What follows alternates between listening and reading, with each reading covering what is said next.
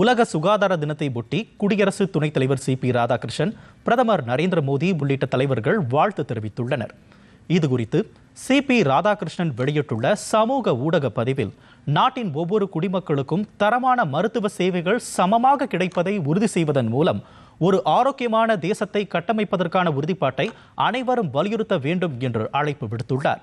மேலும் மனித குலத்திற்கு அர்ப்பணிப்புடன் சேவையாற்றி வரும் சுகாதார பணியாளர்களின் அயராத உழைப்பையும் சி.பி. ராதாகிருஷ்ணன் பாராட்டினார்.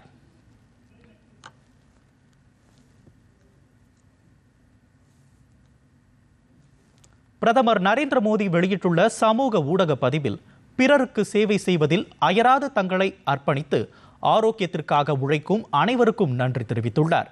சுகாதார அமைப்புகளை வலுப்படுத்தவும், ஒவ்வொரு தனிநபரின் நல்வாழ்வுக்கு முன்னுரிமை அளிக்கவும் அனைவரும் ஒன்றிணைந்து செயல்பட அவர் அழைப்பு விடுத்தார்.